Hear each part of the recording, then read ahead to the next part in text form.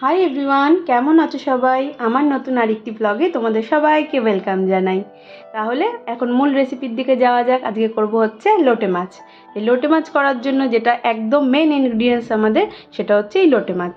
নুন হলুদ মাখিয়ে রেখেছি লোটে মাছে, আর এই ছোটো ছোটো করে আলু কুচিয়েছি, বেগুন, টমেটো, আর তারপরে পরিমাণ মতন হলুদ, নুন, আর অবশ্যই সর্ষের তেল, আদা রসুন লঙ্কা, আর এখানে ধনেপাতা কুচি আর পেঁয়াজ কুচি। আর যে কোনো রান্না করার সময় আমি প্রথমেই যেটা করি সেটা হচ্ছে কড়াইকে একটু সিম আছে বেশ কিছুক্ষণ ধরে গরম করে নিই। তাহলে কড়াইয়ের গায়ে তুমি যেই রেসিপিটাই করো না কেন সেটা কড়াইয়ের গায়ে লেগে যায় না। কড়াইটা আমার বেশ ভালো গরম হয়ে গেছে। তারপরে আমি এখানে পরিমাণ মতন দিয়ে দিলাম সর্ষের তেল, আর এটাকেও বেশ কিছুক্ষণ গরম হতে দেবো। এইরকম ধোঁয়া উঠবে তেল দিয়ে। তারপর একে একে আলুগুলোকে আমরা দিয়ে দেবো, আর আলুটা একটু ফ্রাই হয়ে থাকলেই তারপরে আমরা বেগুনগুলোকে দিয়ে দেবো। আলুগুলো প্রায় হালকা হালকা ভাজা ভাজা হয়ে এসছে। এরপর আমি বেগুনগুলোকে দিয়ে আরও কিছুক্ষণ ভেজে নেব। এর মধ্যে নুন আর হলুদ অ্যাড করব। নুন হলুদ দিয়ে আলু বেগুনগুলোকে একটু বেশ কিছুক্ষণ ভেজে নেব, আর তখন গ্যাসের আঁচটা একটু সিমে করে রাখবো, নইলে কড়াইয়ের গায়ে লেগে যেতে পারে।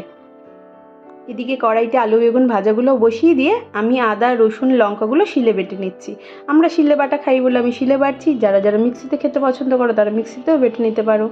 টেস্ট মোটামুটি একই আসে, কিন্তু এটা আমাদের অভ্যাস, এই আর কি। আলু আর বেগুনটা ঠিক এই স্টেজে ভাজা হলে তারপর আমি সেই আলু বেগুনটাকে প্লেটের মধ্যে তুলে নিলাম। আলু আর বেগুন ভাজাটা এইভাবে প্লেটে তুলে নিয়েছি, আর কড়াইয়ে আর একটু তেল দিয়ে দিয়েছি গরম হওয়ার জন্য। তার মধ্যে পেঁয়াজটা ভাজতে দিয়ে দেবো। তেল থেকে ধোঁয়া এরকম উঠতে শুরু করে দিয়েছে। এবার কেটে রাখা পেঁয়াজগুলো দিয়ে দেবো। পেঁয়াজগুলো কড়াইতে দিয়ে দেওয়ার পর হালকা এরকম গোল্ডেন ব্রাউন হয়ে আসলে তারপর একে একে আদা রসুন এইগুলো আমরা অ্যাড করতে থাকবো।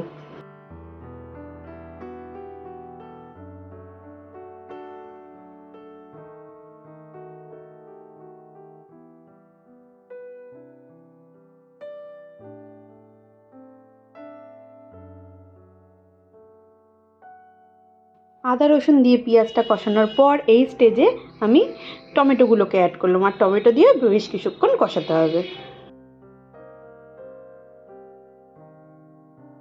সব কিছু মশলা দিয়ে কষানোর পর টেক্সচারটা অনেকটা এইরকম এসছে। তার মধ্যে আমি হলুদ নুন তখনই অ্যাড করেছিলাম, কিন্তু মাছে যেহেতু লবণ মাখানো রয়েছে সেহেতু লবণটা একটু বুঝে তোমরা অ্যাড করো।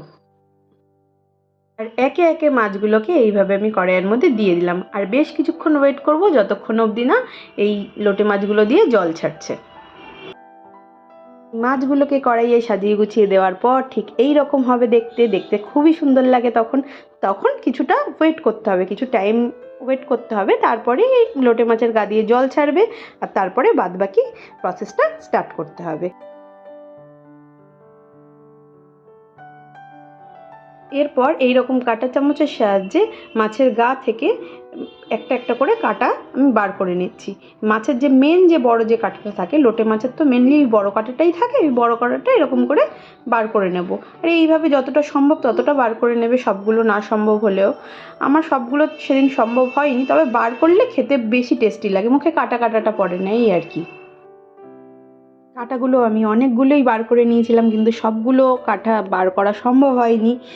যাই হোক, তো এই স্টেজে আমি আরেকটুখানি জিরের গুঁড়ো অ্যাড করলাম। একটু জিরের গুঁড়ো তোমরাও অ্যাড করো। তারপরে এই ভাজা জিনিসগুলোকে ওর মধ্যে অ্যাড করে দেবো। লোটে মাছ দিয়ে এবার তেল ছাড়তে শুরু করে দিয়েছে, আর এই স্টেজে আমি ভেজে রাখা এই আলুটা আর বেগুনটা দিয়ে দিলাম। আর একটু কষাবো, তারপরে একটু ঝালটা নুনটা একটুখানি টেস্ট করব, তারপরে ধনেপাতা দিয়ে নামিয়ে ফেলবো। আমার লোটে মাছ রান্না অলমোস্ট রেডি। আর একটুখানি তাতে ধনেপাতা আর সামান্য একটুখানি চিনি আমি অ্যাড করব। এটা যার যার টেস্ট অ্যাকর্ডিং শেষে অ্যাড করতে পারো। একটুখানি অ্যাড করলে ভালোই লাগে, খারাপ লাগে না খেতে। আর যারা চাও না তারা না অ্যাড করলে। আর রান্না হয়ে গেছে, এবার তো আমি খাবো গরম গরম ভাতের সাথে। আমার তো লোটে মাছ একদম রেডি হয়ে গেছে। দেখো, আমি তো খাবো বললাম গরম গরম ভাতের সাথে। তারপরে তোমরা এরকম করে করে খেও, আর আমাকে কমেন্ট বক্সে অবশ্যই জানিও কীরকম রান্নাটা হয়েছিল তোমাদের। ঠিক আছে? আর ভালো লাগলে প্লিজ লাইক শেয়ার কমেন্ট, আর অবশ্যই সাবস্ক্রাইব করে আমার পাশে থেকো। আজকের মতন টাটা।